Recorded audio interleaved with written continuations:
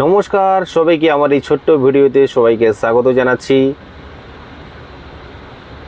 সবাই কেমন আছো? আশা করি সবাই ভালো আছো। আজকে তোমাদের সঙ্গে শেয়ার করব আমরা কোন জায়গাতে বালি তুলতে যাই, কি সিচুয়েশানে যাই, কি কন্ডিশানে যাই, সেসব রাস্তাঘাট, বালিঘাট তোমাদের সঙ্গে শেয়ার করব এবং কোন ঘাটে আছি সেই ঘাটের নামটা অবশ্যই তোমাদের সঙ্গে জানাবো।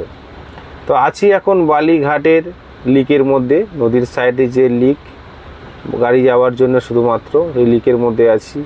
আর এটা দেখতে পাচ্ছ দামোদর নদী, সাইড থেকে বয়ে চলেছে দামোদর নদী। এটা চর পড়ে গেছে, শুধু যেদিকে তাকাবে লাল বালির চর। আমাদের পশ্চিমবঙ্গে 4টে নদীতে বালি উত্তোলন করা হয়: অজয়, দামোদর, ময়ূরাক্ষী, ইছামতি। এছাড়া ছোটোখাটো আরও নদী রয়েছে, সেসব নদী থেকে বালি তোলা হয়। আমি আছি এখন রানীগঞ্জ মেজিয়া ঘাটে। আর সাইডে যে ঘরটা দেখতে পাচ্ছ আমার বাঁ সাইডে ঘরটা আমার খুব সুন্দর লাগে, কারণ এখানে চারদিকে ফাঁকা। এই দেখো গাছের মধ্যে একটা বেদি করা আছে, গাছের নিচে খুব সুন্দর। এখানে যদি গরমকালে বসে থাকা যায়, মধুর বাতাসটা উপভোগ করা যায়, একদম নদীর সাইডে তো। আর এই যে আমরা যাচ্ছি, দেখতে পাচ্ছ গাড়ির জায়গাতে চালাচ্ছে, জায়গাতে ক্যামেরা আছে। আর ওদিক দিয়ে লোড গাড়ি আসে। আমরা ডান দিকে ঢুকে গেলাম, ডান দিক থেকে ঢুকে এটা নদীতে নামছি। এতক্ষণ ছিলাম নদীর পাড়ে, এবার নদীতে আস্তে আস্তে নামছি। দেখো ওদিকে লোড গাড়ি সব দাঁড়িয়ে আছে, ওদিক দিয়ে লোড করে এসে গাড়িগুলো ওদিক দিয়ে দাঁড়িয়ে আছে, আমরা খালি গাড়ি ঢুকছি। আর আমার সামনে আছে জয়গুরু টেলার, ডালাবডি টেলার আছে। আর দেখো একদম এই যে টাওয়ার, বড় বড় টাওয়ারের নিচ থেকে আমরা চলে যাচ্ছি। আর দেখতে ভিউটা কেমন লাগছে অবশ্যই জানাও। দেখো শুধু টাওয়ারগুলো একা একা দাঁড়িয়ে আছে।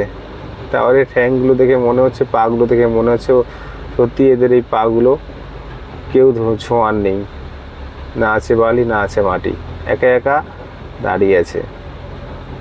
দেখতে হচ্ছে দারুণ ভিউ, দেখতে লাগছে। নদীতে নামছি। আর এই নদীতে কয়েকদিন আগে একটা অ্যাক্সিডেন্ট ঘটে গেছে। একজন নেশা করে ব্রিজের নিচে, টান আছে জলের, কিন্তু টান আছে, টানে পড়ে গেছে, উঠতে পারেনি, মারা গেছে। আর সামনে দেখতে পাচ্ছ পুরোটা লিক। যেদিকে ওই যে গাড়িগুলো যাচ্ছে, ডাম্পারটা যাচ্ছে, ওইদিকে আমরা যাব।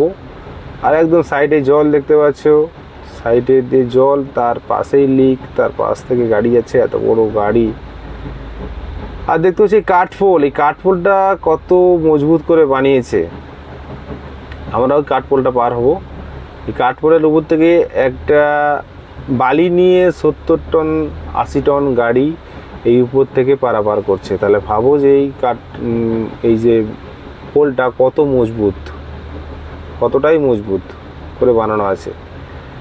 জয়গুরু যাচ্ছে, টার্নিং ঘটছে, যাও যাও যাও, দাঁড়িয়ে গেল, ব্যাকে আসবে, ব্যাকে এসে তারপর লং গাড়ি তো 32 ফুটের গাড়ি, আসো পিছনে আসো।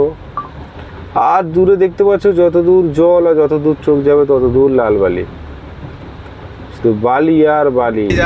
এই যে পোল পার করে চলে এলাম, জয়গুরু আগে যাচ্ছে, তার পিছনে আমি আছি। পোল পার করে চলে এসে আরো যাচ্ছি, যেতে হবে কিছুটা যাওয়ার পরে, তারপরে আমরা ডান দিকে ঢুকবো। দেখতে পাচ্ছি বালি বালি বালি, কত বালি চাই, কত বালি চাই, বালির চর, লাল বালির চর। কিছুদিন পরে এই নদীতে বান আসবে, আর দিনটে 15 থেকে 20 দিনের মতো চলবে ঘাট, তারপরে ঘাট বন্ধ হয়ে যাবে, কারণ জল ছাড়বে। বর্ষার সময় বালি নদী থেকে তোলা নিষেধ আছে, তার জন্য স্টক মাল সব একদম তোলা আছে।